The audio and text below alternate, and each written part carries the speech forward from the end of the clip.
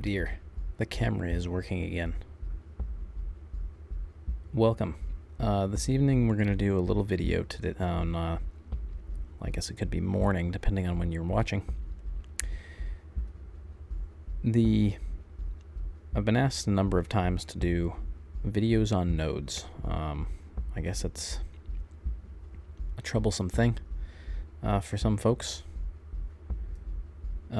There's many different types of nodes in ATS and ETS2, and we're going to show you how to do all of them. I did a video I will leave in the description for root nodes for accessories. That's very important, but you also have to create the locator node, which is something that we will be discovering here in this video. So let's we're going to switch you over to the transition mode. Boom. So anyway, this is my new monitor, which is massive. I don't know if you can see the text very well, but I'm hoping you can. So creating nodes, right? It's a node in Blender is empty. That's what this is called right here. So right over here, this thing called empty, that is what a node is. All right, and this is what it looks like in Blender without SCS's kind of injection, if you will.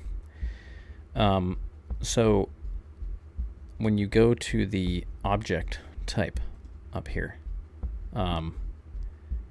there's a lot of different things you can select here. So there's a locator, all right, and a locator is what you call an accessory node. So that would be part of the truck PMD, we'll say, in this case. So the locator would look like, it would be locator model. As you can see, it has a little arrow, okay? So that is, that's what a model locator is. Now, there are two types of model locators. There are model locators like this, which you would attach the accessory to. So if this was like the fender locator, then you would have a root node with a fender, fender 01.pmd that would attach to this node on the truck, okay? Not quite sure if you follow that, but I can show you a couple of things when we get to that point. The other thing that it can be is a collision. So it can be a collision box. That's what a locator is. Or it can be a prefab. And a prefab, that's really loud there.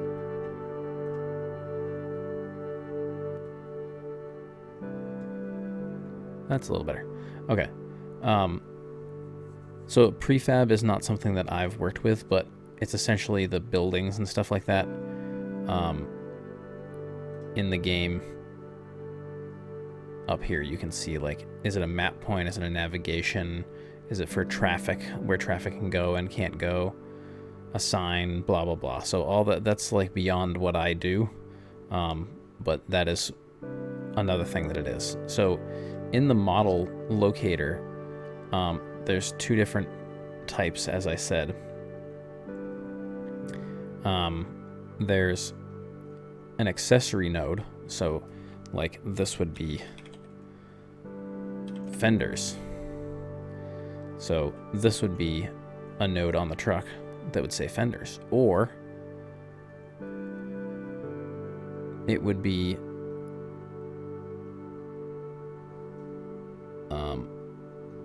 a node like a headlight. So headlight, head L1, and then you go in here and type in head L, and now it's a headlight. The other thing you have to remember that I didn't do is I kind of skipped over. This has got to be a quaternion, or however you say that. This allows for essentially 4 degrees of transformation. It's kind of like 3D plus 1 that allows for direction, like it can, how it points in the game, if you know what I'm saying. Like, you know how you rotate the truck around, and once you rotate the truck around, you see a node in the back, but you don't see it from the front. So that's what that 4th dimension kind of is. And so that's exclusive to, it's not exclusive to, well, it's exclusive to the locator style. The root node doesn't matter necessarily, but you have to match it up to what the locator node says. And I'll give you an example. In addition to the headlight style, you can name it a slot. So that's where you would put a hookup. So slot _1, that would be a hookup. So you would assign a light. You'd have slot 1, 2, 3, 4, 5, 6 on your front bumper, say. And that's where you could place a hookup light onto the bumper, as long as the defs were written correctly for that. So those are all the types of locators you can do. But what we're going to do is I'm going to show you what they look like on a truck, which I have, you know, a million times before, but I think it's important to see it many, many times so that you can really get a good idea of what you're supposed to be looking at. So as we wait for this to load, it'll just be a minute here. I actually moved it to a solid state drive so it would go a little bit faster. So this is the Project 3XX. You might see the set forward front axle 377 chassis right there. Shh, don't tell, it's there. Shh. So that'll be coming out for Patreons hopefully Sunday, I'm thinking. Just kind of running behind a little bit on that, but trying to get the foolish template correct. All right, so here's our chassis, okay? So as you can see, the collisions here, so you see CL11 or whatever, it says locator object type, right here, locator object type collision box, etc. This is the dimensions of it, how much it weighs, blah blah blah blah blah blah blah blah. And those are all things that were taken from stock SCS vehicles. I just move them right over. I don't normally look at them because they're annoying when I'm not working with them, because you can't see what's behind them. So you want to go to your SCS tools over here on the side. No faces, no wires, click anywhere, they go away. All right, so here we can show you this. This is the tanks. The tank accessory node is assigned to the chassis. You can see here it's listed as a rotation of W1, which means it's facing forward and everything else is 0. I don't know what this is, like a millionth something 9, but whatever. Close enough to 0, I guess. So that tells the game that when you're facing from this general direction over here, like this, you're going to see that node. Once you spin it around over here, you don't see any nodes that are facing back, forwards. Okay? You only see it from these angles. I think it's 180 degrees, approximately. So now, if I go just for giggles, if I go here to import... Oh, I want to do this first. So I've selected that node, right? So I'm selected on tanks. Yes, I am. So I press Shift-S, cursor to selected. So that cursor shows up there. So now when I import, and I've gone over this a couple of times, but now I can go to the accessories and go to tanks and say I want to see what these Corby tanks look like.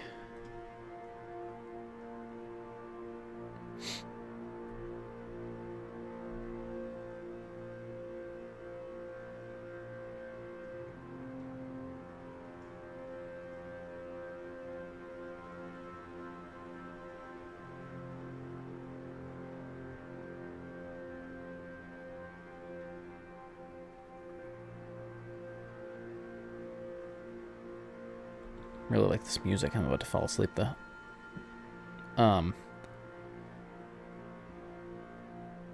So there they are. They're attached to the frame. You can even see the bolts coming through right here, right? So they're lined up just right. Everything is great with those. We get the lights in the back. I can even show you those. So here's our other locators, right? And this is the flare that's assigned with that locator. And these are all the pieces and so on. So these lights here, those are just flares off of this light. Okay. Now, so that's facing the correct way because it's facing forward. However, if we go back to this and we go to flaps, this is chassis long, yes, okay. So if we go to flaps, cursor to selected,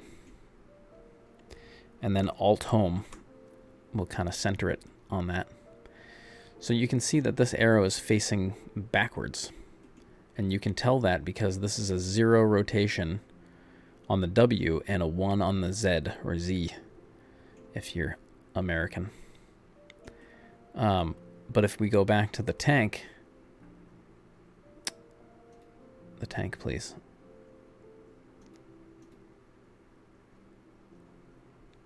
You can see it's 1 here,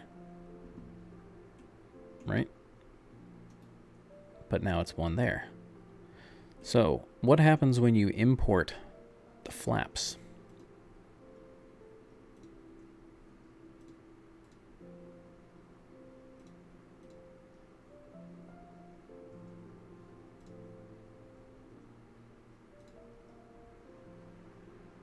Well, they're facing backwards.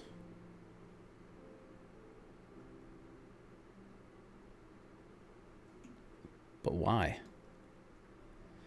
Well, because this always orients whatever you import to face the global direction of over here in this corner. You can see this icon. And it says Y in the positive is this way. And Y in the negative is this way. So if I look at this upgrade flap and I look at this is X this way and this is Y this way, so it's facing exactly the way it's supposed to. But remember, this node is facing backwards. So in order to see what it looks like on your truck, you turn it 180 degrees and there. Now it's mounted correctly onto that node. Right? Perfect. When you save it like this, everything will be okay.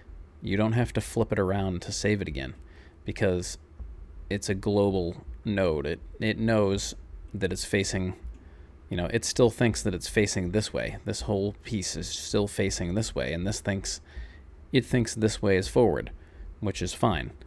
But you made this accessory node, the flaps node, facing backwards so that when you're behind the truck, you can see it. if that makes sense, because you don't want to replace the flaps while you're this way. You want to replace the flaps while you're this way. That way you can assign everything to the accessory nodes for the hookups and so on and so forth. So that's how you deal with those.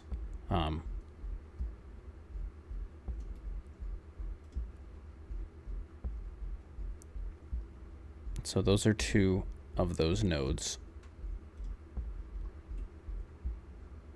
But now you say, how do you make slots?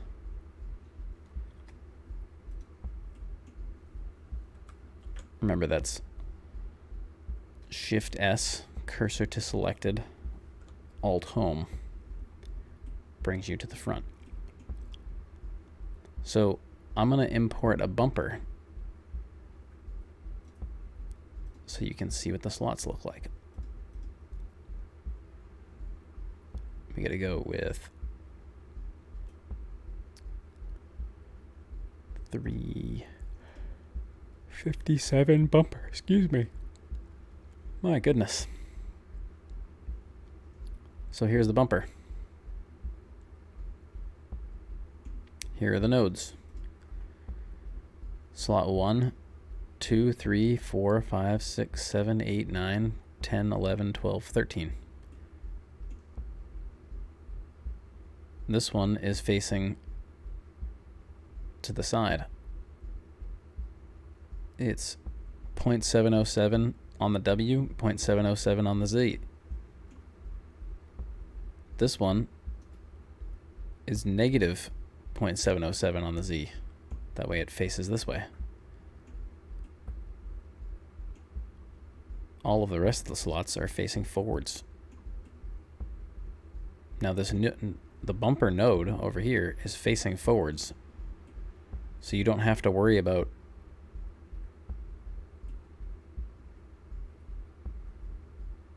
turning it 180 degrees like we did for the flaps.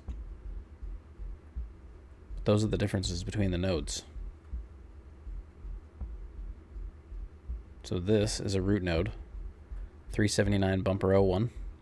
The accessory node is bumper. It's assigned to chassis base. It's assigned to chassis base because it should be available on all chassis types, if that makes sense.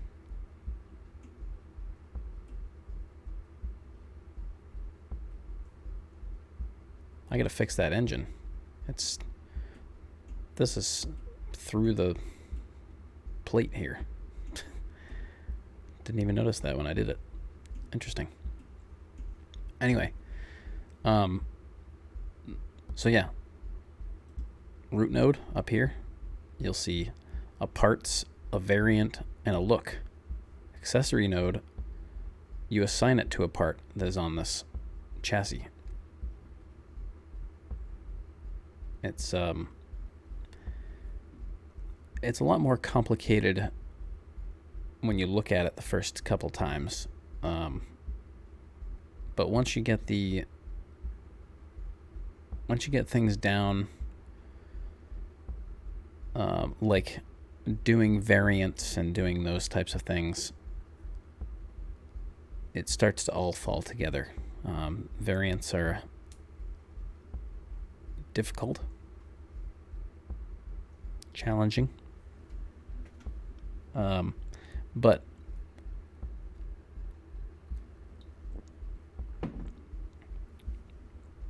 they're an important part of the game,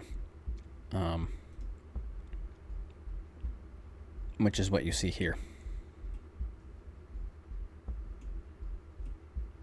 There aren't many variants on this particular chassis because there aren't any short chassis or anything like that, so a little bit different, but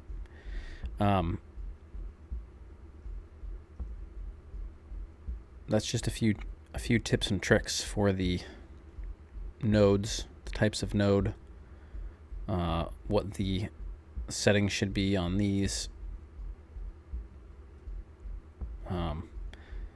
So like an accessory, a slot should be named that slot underscore whatever number starts at 1.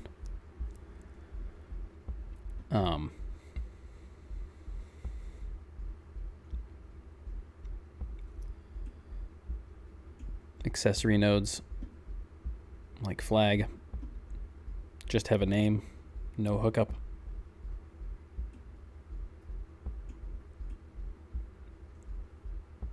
There aren't any lights on this or any nodes. Let me see. Are there? No, there aren't any in the back that have any. So, but the Corby tanks have light slots, so you can see. You would name it whatever it is, plus the hookup value. In this case, it's using rear L, which is a stock flare from SES.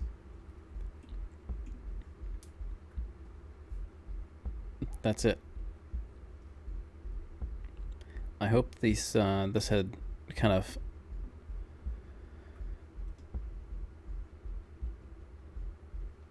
brings you around to seeing some of the different types of nodes. I know that I've gone over the creating a root node for an accessory. I don't really go into too much on how to create nodes for accessories on the truck.